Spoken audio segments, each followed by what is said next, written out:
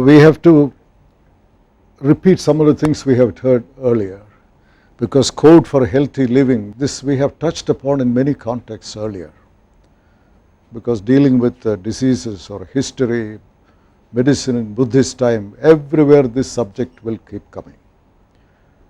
So today when we deal with this subject of living in good health, we have to bring these different treatments done in a patchy manner here and there.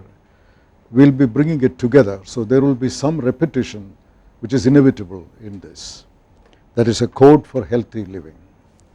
That is the subject that we will be dealing with, and in this these are the subjects that we will touch. One is the ancient code, starting with the old Ayurvedic texts, a code for daily life, personal conduct, code for living in harmony with changing seasons, righteous conduct for healthy living, unrighteous conduct as a cause of disease. These we have not dealt with. Unrighteous conduct as a cause of epidemics, and code for healthy and happy living. These are the subjects that we will deal with today. Now when we talk about the ancient code, we come back to the concept of Swastha-vritta. That is, Swastha-vritta dominates Ayurveda more than Adhura-vritta. We have said this before. There is health care, which is not the same thing as patient care. They are two different things. Health care is essentially about the prevention of disease, how to stay away from trouble, whereas patient care is how to get out of trouble. When you are already in trouble and you have to get out of it, which is much more difficult than health care, much more expensive. So health care got the dominant position in Ayurveda, and superiority of prevention over cure was well recognized. And for protection of health, a code of conduct was prescribed in Ayurvedic texts, which covered not only daily life but personal conduct and practically every aspect of life, whether it is personal, whether it is professional, whether it is social, spiritual. There is nothing that it did not touch. And it was hailed not only by the physicians, by ordinary people, by the kings. They all respected this. And the code for daily life, this is the most elaborate detail, Dinacharya. In some way or the other, all over India you will find some influence this has exerted. This old concept on waking up, for example, Brahma Muhurta, that is 3 hours before sunrise. That is Brahma Muhurta, when a good person wanting to live a healthy life should try to get up. And Vagpada says, when you get up, the very first thing that you should do is to do a little bit of introspection. How am I spending my days and nights which keep on rolling endlessly? Have I been treading the path of righteousness which my forefathers had shown? Now this kind of an introspective moment, that is the way to start your day. And if a person has this introspective habit, then he is likely to have a healthy and happy life. That's a good start for the day. And also it will show how we have deviated from this righteous path, so that we have a chance to correct it. Next is the teeth and oral hygiene, cleaning of the teeth, how the crushed twigs, see the twigs are also mentioned. They all have a bitter, astringent, pungent taste. They are crushed at one end, they were used as a toothbrush with detailed instruction. You should not hurt your gum. To that extent, the details are given. And the tongue should be scraped. For the kings, a silver or gold can be used as a tongue scraper. For ordinary people, it will be from a plant. All these are mentioned in very great detail. And face care, rinsed with a decoction of fig tree juice, and collyrium use was encouraged for protecting the eye. And betel chewing, not the pan chewing of today, but this has an astringent taste, so that the sliminess in the mouth goes away, so that was encouraged. Camphor, cloves, they all do the same thing, essentially an astringent effect. And head massage with medicated oil softens the scalp, strengthens and blackens the hair, etc. Ear should be cleansed with oil. Oil massage of the body and bath eliminates fatigue, the positive effects of treating bone and joint disorders. Oils are used, massage indications, all these are given in very great detail. And physical activity, exercise of the whole body, highly beneficial, and whether it is adequate is determined by having sweat. If you are doing whole body exercise, if your body is sweating, that means you have done enough physical exercise. Excess physical activity was not encouraged. Massage, dry massage is also recommended, not as effective as oil massage. It gives a glow to the skin. Adornments, Ayurveda, as we have seen repeatedly, recommends enjoyment of life. It is not just meeting your biological needs, it is much more than that. So wearing ornaments, garlands, paste to be applied, fragrant paste like sandal paste, these were all encouraged in Ayurveda. Sporting flowers, jewelry, worship of gods, guests, Brahmins, long life, prosperity and a place for heaven, these are assured by these habits, but there is no mention of any rituals, going to temples, these are not mentioned. In other words, many of these are adherents to prevailing customs. That is the way when you read it, later on also you will see the attitude to tradition, which we will see in one of these later on. If there is a long-standing tradition and you don't find any merit in it, instead of condemning that, carrying on a campaign against it, Ayurveda's point is, as long as it is not doing any harm to anybody, doesn't create a nuisance to anybody, there is no reason for you to mount a campaign. You should even subscribe to it. That's the impression you get when many of these, like I'll give that example, Charaka for example, his text is the foundational text of Ayurveda. He says this very specifically, attitude to tradition. Should be an iconoclast, hammer and tongs against tradition, fighting. His attitude is, as long as it is not doing any harm to anybody, it's not hurting anybody, lots of people subscribe to it, there is no reason for you to mount a campaign. And he showed this because Atharva Veda, and he recommends that those who wish to learn Ayurveda should be loyal to Atharva Veda. They should have bhakti, devotion. But Atharva Veda, as we saw, the whole treatment of diseases was based on mantras. We have to propitiate the god who is angered, whose punishment the disease is. So therefore, mantras were an integral part of patient care or treating diseases in Atharva Vedic time. But Charaka, as you saw, he doesn't practice at all. In his treatment of jaundice, as you saw, there is no mantra, there is no ritual. But he never condemns Atharva Veda anywhere. He has deviated from that. From Daiva Vyapasraya, he changed the medicine to Yukti Vyapasraya. He changed all that, but there is not a word of condemnation. So there is a lesson for that. A lot of people get pleasure out of just attacking, but that is not encouraged here. So some of these rituals, etc., it is a concession being made to a local tradition. That kind of liberal attitude is part of this. Then we come to suppression of natural urges. That is also part of life. Like many of these urges, like urinating, defecation, many of these urges, which are called vegas, they should not be suppressed. This is something unique in Ayurveda. You don't find it in modern medicine or any other system. And this is an extremely important subject, suppression of natural urges. And if you suppress the natural urges, the clinical signs and consequences are mentioned here, and the elements of therapy. It is a long section, I should spend a couple of minutes why it is being said.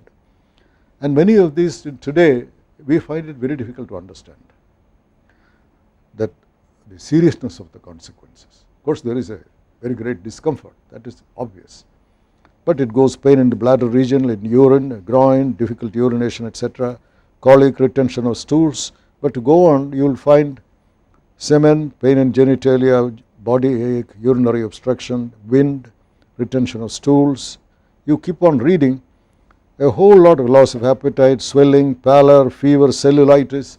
So many things are mentioned, like vomiting. Look at that. So the widespread nature of these sequelae, if you suppress, what is the basis? What could have been the basis for this? Was there any basis at all? Now that is something which a couple of minutes, like here I have given the whole list here, like sneezing, neck rigidity, headache, facial weakness, weakness of sense organs, irritation, hiccups, shortness of breath, loss of appetite, tremors, oppressive feeling in the heart region, yawning, doubling of the body, seizures, tremors, hunger, debility, weakness. Some of them make sense, many of them don't. Now what is the reason which could have been? And the whole thing I have given here: thirst, tears, sleep, rapid breathing, following activity. So you find all these natural urges, you should not, physical urges, you should not suppress. In fact, the description goes on, people, there are occupations where they have to suppress.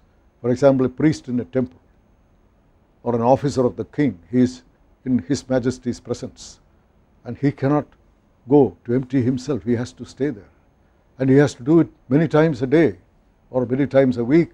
So these are occupational hazards, they have occupational diseases. Some of these things they get, it goes to that extent, they take it very seriously. So why did they say that?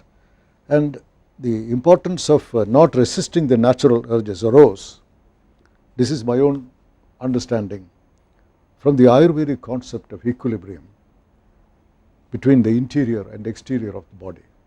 Because we have, in the last 2 or 3 lectures, we have talked about Samya, and Samya is the equivalent of well-being or good health. So that Samya consists of many Samyas. Samyas of the Dhatu, Samyas of the Agni, Samya of the Dosha, so they should all be in equilibrium. And one of them is Samya, the body and the outside. If that is broken, that is as good as ill health. That is mentioned. Now this, to maintain that, that is where this suppression of natural urges becomes important. The urges to eliminate or fill, most of these urges are either to eliminate or to fill, one or the other, ingress or egress. And these are body's signals to maintain that equilibrium. Eliminating example is urine, drinking water is the ingress. And urges of the mind, which in the same listing, they say that is a very different category altogether. They need to be suppressed because the mind has a way of going after so many things. There control is necessary, whereas physical urges is entirely different. Now if you look at this, I have given a diagram here. If you can imagine that central circle, those 4 signals that you see there, the plus points, imagine they are physico-chemical quantities, unnamed. There are so many in the body. Now that has to be maintained, that is the equilibrium, that 4. Now you suppose that becomes less, that 4 is equivalence of health, and if that becomes 2, then you have to bring it in.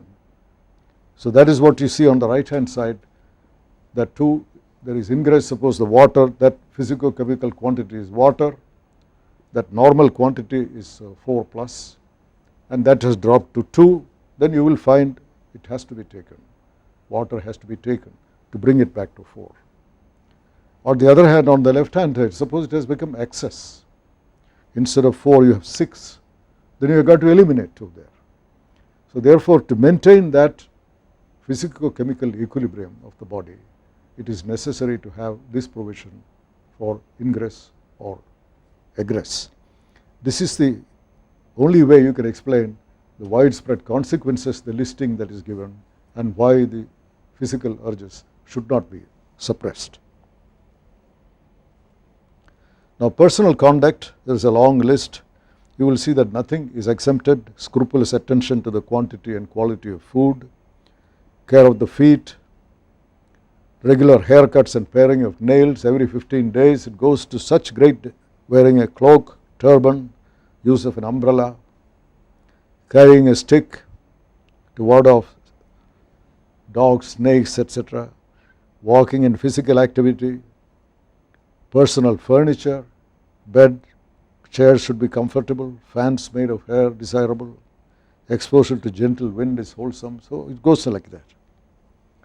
Continues many noble guidelines about using pleasant language, how to talk to people, how to talk to strangers, not to speak ill of people, showing no disrespect to gods or forefathers, avoiding depraved individuals, adherence to truthfulness under all circumstances.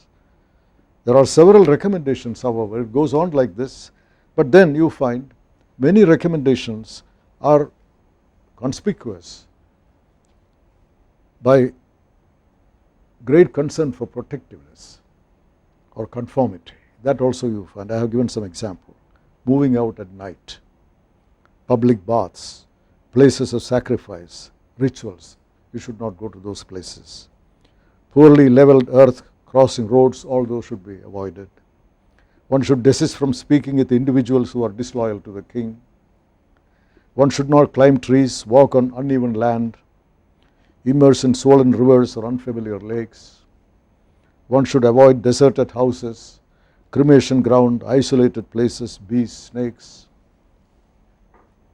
And when it comes to Sushruta, that was redacted later than Charaka, it becomes even more. You look at these, facing and exposing oneself to wind or sun, sitting on small wooden stool, sitting next to fire after meals, sleeping, walking, sitting, lying down in a carriage, lying in prone position, eating in a cracked vessel, drinking water with cupped hands, drinking milk from which fat had been removed. There are many others.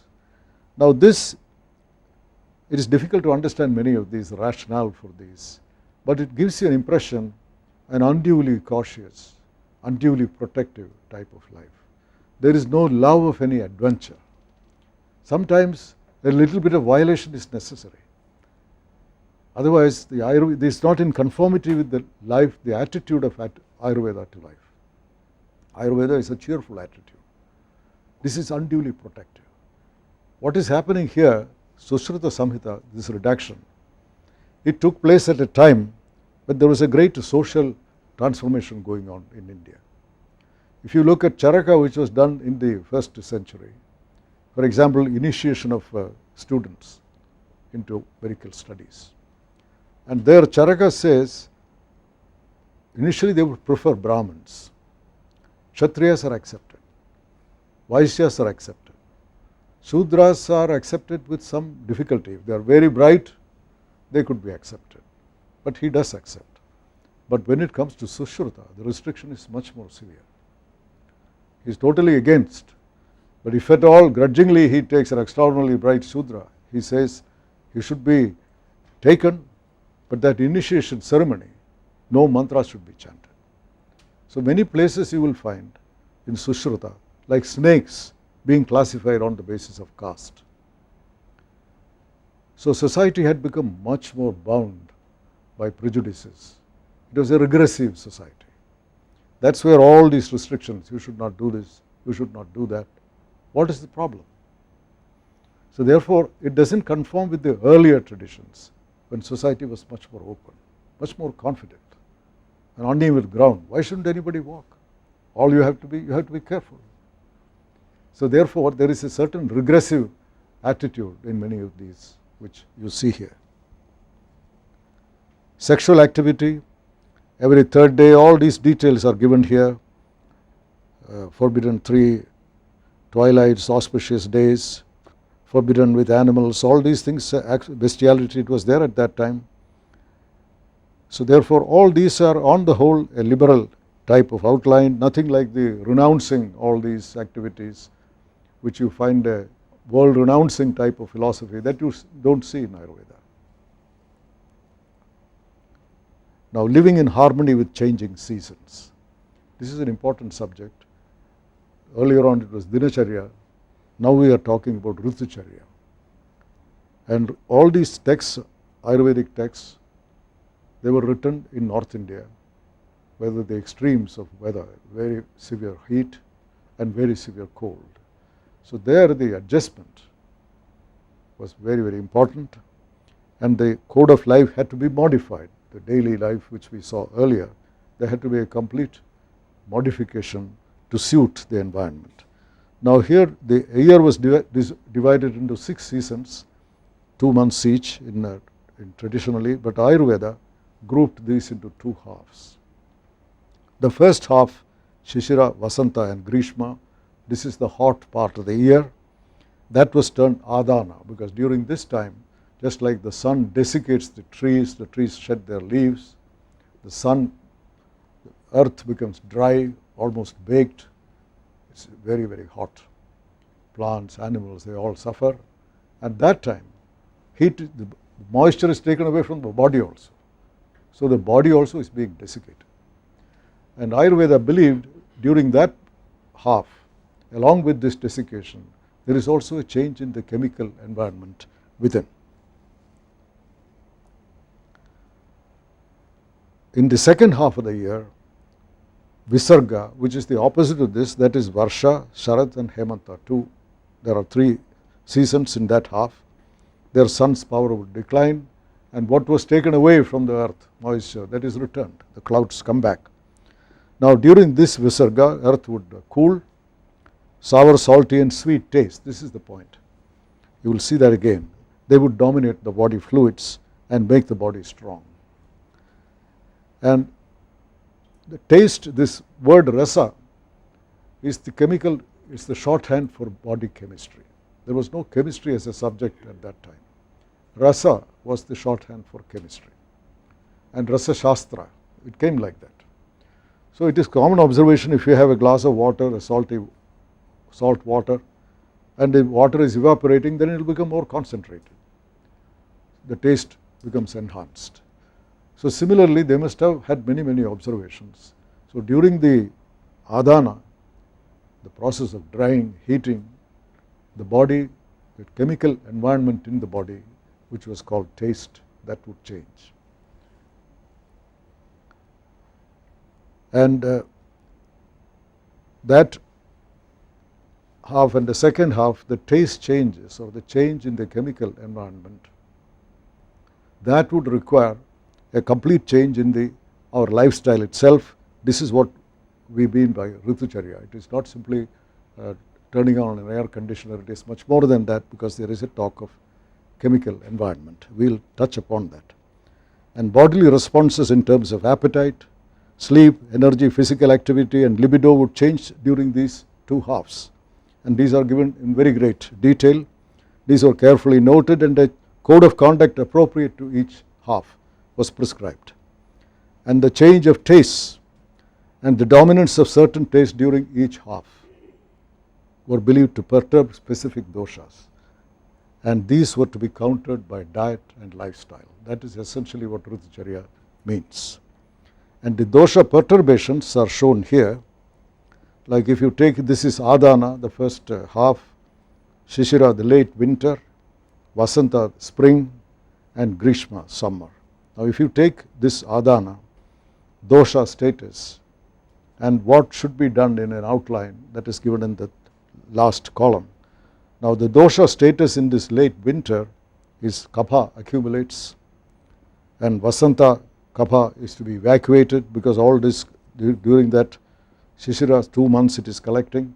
So between that and the start of Vasanta there is a gap of something like 2 weeks when the weather extreme is not much. That is the time recommended for getting rid of this accumulated kapha. And the Grishma, Vata accumulates, perturbs, is very hot, and the diet and other measures are, you can read them on the last column. And then the Visarga, the cold half of the year, rains come, and there Vata perturbed, which has been perturbed earlier, that is to be evacuated, and Pitta accumulates. And the next autumn, that Pitta accumulated is to be evacuated, and Kapha accumulates. So therefore, the chemical environment, this kapha, pitta, these are all chemical environment that requires to be dealt with by evacuative measures in between these seasons. That is the time recommended for doing this, and diet of course appropriate for these are mentioned here. So both by evacuative procedures and by appropriate dietary measures you acclimatize yourself or adjust yourself for the change of seasons. Now seasonal harmony, this is all right when you say 2 halves of the year. That was written in North India. But what about a place like Chennai? What about a place like Kerala? This doesn't really apply. We don't have these extremes. So that, therefore, if you look at that, all these books when we talk about the Adana and Visarga, which doesn't really apply to say a place like Kerala or Tamil Nadu. We don't have such extremes. So therefore, this was based on climatic conditions in India, but it is not true all over India. That is something which we have to take note of. That this particular observation that it doesn't apply in many parts of India, including where we live, in hot humid regions of India like Kerala, which I am familiar with, life in accord with seasons would not call for major adjustments in food or lifestyle, including clothing and activities. We don't need winter clothes ever in Kerala or in Tamil Nadu. So personal hygiene would be highly important, but this kind of adjustments about clothes and heating and so on, they simply don't apply here. A challenge to the maintenance of seasonal harmony has been posed by air travel. These are the new realities. Suppose in the height of winter, somebody from Delhi, within a matter of 3 hours he can land in Trivandrum where it is hot, 32 degrees. So therefore, some of these requires a rethinking. That is, what is true in a particular region need not be true in another. Now this was pointed out not by me, by a very eminent Acharya under whom I learned Charaka Samhita. He was in his 80s, a great scholar, great physician, a great teacher, and he was very revolutionary in his thinking. You would think that he would implicitly abide by every letter written in the classics. No, he was not like that. And he was the one who pointed out, perhaps many others might have done, that it has to be interpreted in tune with reality. You don't implicitly follow what is written in the text. Now then we come to righteous conduct, sadvritti. While the care for the body and a code for daily life received major attention, Ayurveda always regarded righteous conduct as the key to a healthy and happy life. And this is not like the adjustment to the weather. This is something which is uncompromising. In defining Rasayana, Vagpada wrote, truthfulness, freedom from anger, contemplation on the unity of existence, tranquility and good works are the essence of rejuvenation. He is defining Rasayana. Satyavadinam akrodham, adhyatma pravanendriyam, shantam sadvritti niradam, vidya nitya rasayanam. This is his famous verse. So sadvritti, that there is no local regional adjustments. There is universal everywhere. That sums up the righteous conduct, which would ensure the welfare of the individual and the society, because it was recognized life in harmony with fellow beings is essential, because harmony is rooted in the belief that an individual's well-being is inseparable from the society's well-being. In fact, all the others, Vakpada says in another place, we should treat everyone else as ourselves, as our own children, as our own brothers and sisters, something like that he writes. If you don't do that, so we are not capable of hurting anybody else, they are all ours. And now with the advances in molecular biology, even the worms are our brothers. 30% of our DNA we share with the humble worms. So how can you, they are ours, we cannot hurt ourselves. Now conduct beyond daily routine, Vakpada's statement on rejuvenation was an echo what Charaka had said much earlier. Listen to the following precepts of Charaka. One should never tell a lie or covet another's property or woman, pry into their secrets, or speak of their defects or be inimical to anyone. The company of the wicked, the abortionists, the insane, and those guilty of treason should be avoided. Rashness and the company of disgraced, predisposed to harm, so does making friends with boys, the senile, fools and eunuchs. Guard against the temptations of wine, gambling and the danger of conceit and jealousy, insulting brahmanas, flogging a cow, abusing a preceptor, speaking out of turn, and throwing out relatives who stood by one in adversity are reprehensible. One should be generous to kin and servants without confiding too much or being too suspicious. Procrastination is as objectionable as making rash decisions. Rectitude, virtue, insistence on hard work, unmindful of results, modesty, courage, forgiveness and faith should be the sovereign guides to one's conduct. These are Charakas. Again it goes, kinship to all forms of life. This is a theme which comes again and again, especially in Charaka and Vagpata. Help for the poor, conciliation of the angry, truthfulness and a state of equanimity instead of oscillation between jubilation in success and dejection in failure will ensure that an individual is at peace. This equanimity I mentioned earlier also, that is again Vagpada also mentions this. It is, I think it is also in Western literature, because I referred to it, William Osler, one of the greatest physicians of in the Western tradition. I mentioned this, he was a professor of medicine in 4 great universities in the West, both the United States and Britain. And when he was leaving the United States, he gave a lecture. He was a great orator, and he was addressing a class when he was leaving the United States, and the title was Equanimitas. And there he says very much the same thing. A state of mind of equanimity. You don't oscillate between great joy in success and severe depression and failure. So you take it as you go along. That equanimity which he recommends very strongly. Now here also you find that equanimity being prized very highly. And all said and done, one should concede there may be codes of righteous conduct honored by traditions elsewhere. They are valid too. So that liberality, which is a characteristic of Ayurveda. I mentioned it earlier here, the only place in the entire Ayurvedic text where you find commands, you shall do this. There is only one place, that is when a young student is being accepted for studentship. He is being accepted, admitted for medical studies. Then there is a ceremony, a learned assembly is there, and the teacher, he administers an oath. And there, these are all commands. You shall always tell the truth. You shall do this. There he has to say, yes, I do. Yes, I do. That's the only place.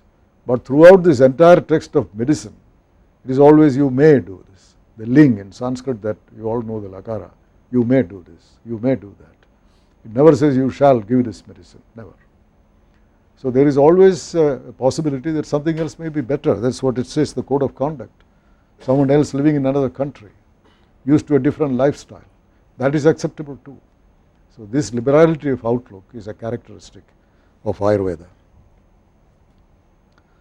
And unrighteous conduct as a cause of disease.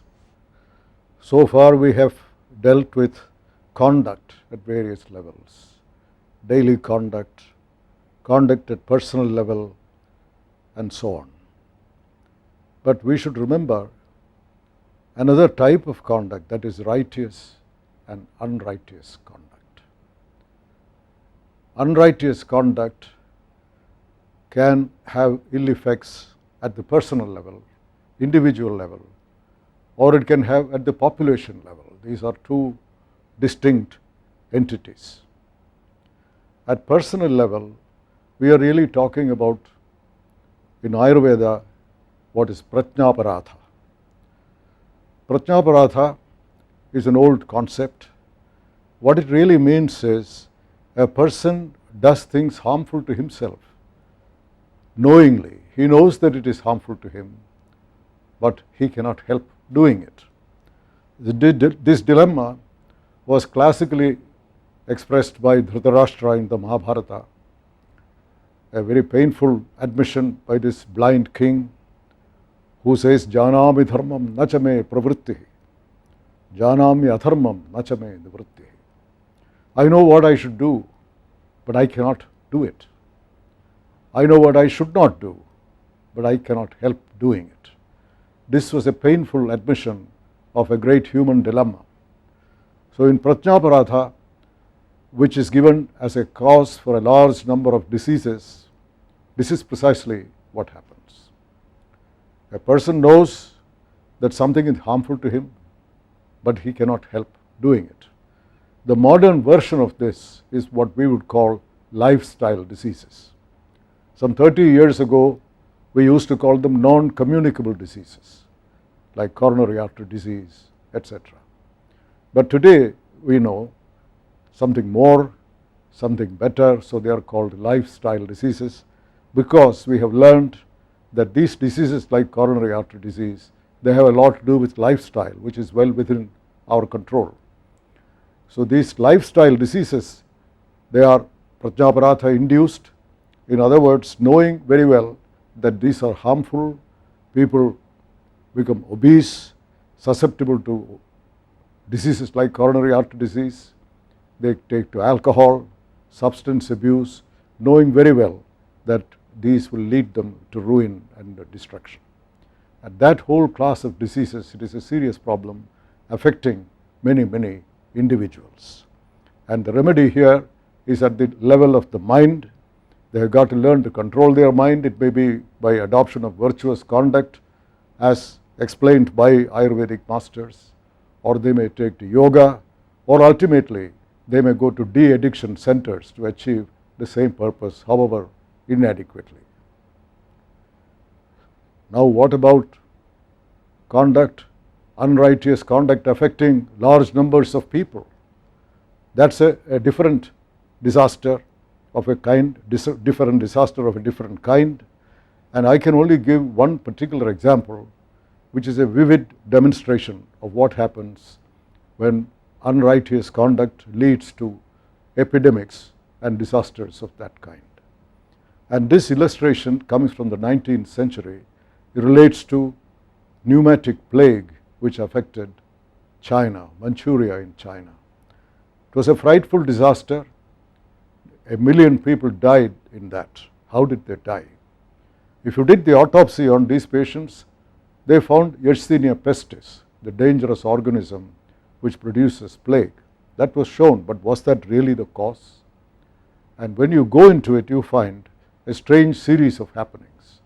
Because in 19th century, Europe was flush with money. Colonial rule brought in a lot of money into Europe, and people loved luxury. And the women in Europe, they wanted shawls, dresses, all made of a particular type of fine wool, which came from a Chinese animal called tarabasam. Now this animal is something like a large rodent with a very soft, nice wool, which was very popular but very expensive. When there was so much money, there was great demand for this wool from China. And traders were busy, they came and offered fancy prices. But these tarabasam, if you wanted to harvest the wool, there were very strict traditional rules in China. Small, young tarabasams, you should not take their wool. Similarly, old, senile animals, you should not touch them. Or animals which looked inactive, which looked sick, you should not take their wool. These were all their traditional restrictions. And they obeyed these restrictions. But when so much money was on offer, these restrictions were forgotten. They started collecting wool indiscriminately. All tarabasams were taken, whatever they could get, regardless of age, regardless of apparent illness, they would take the wool. Now, in taking this wool and exporting this to Europe, what happened in China was something nobody expected, because these inactive looking animals, Tarabasum, they were actually carriers of Yersinia pestis. This organism was not producing any disease in those animals, but the animals were carriers. So in indiscriminate handling of these animals, this bacterium was released, because some of these animals died, and this bacterium was released, and it is pneumatic plague, so it spreads through the nose through droplets. So these Chinese who were working in these farms collecting wool, they were the first to get this disease. Nobody knew what this disease was. It was quickly fatal, and it started spreading in no time. One would cough and 10 would be infected, and before they knew, in less than a year, 1 million Chinese died. Now here, what would you say is the cause of this disease? Is it the Yersinia pestis, or the greedy traders, the luxury or the greedy Chinese, or the luxury loving women in Europe? All these people, essentially, it is unrighteous conduct. That's what led to this major epidemic in the 19th century. Another type of unrighteous conduct leading to mass illness, epidemics, that is the collapse of governance. Colonial rule in India, for example. Total neglect of governance. The only aim of East India Company's rule was to make profit at any cost, with the result in Bengal presidency, which was a rich presidency. What happened was a series of epidemics of cholera. Hundreds of thousands of people died, starvation and famine. Now this is another example, unrighteous conduct on the part of rulers, that leading to similar type of disaster. So therefore, this code of conduct which Ayurveda talks about, it is not only applicable to you and me, to everybody in our daily lives, adjustment to seasons and so on. It has to be seen in a much wider context, at the level of individuals, at the level of nations, at the level of rulers, because there is no alternative. The alternative to good conduct is ruin and extinction.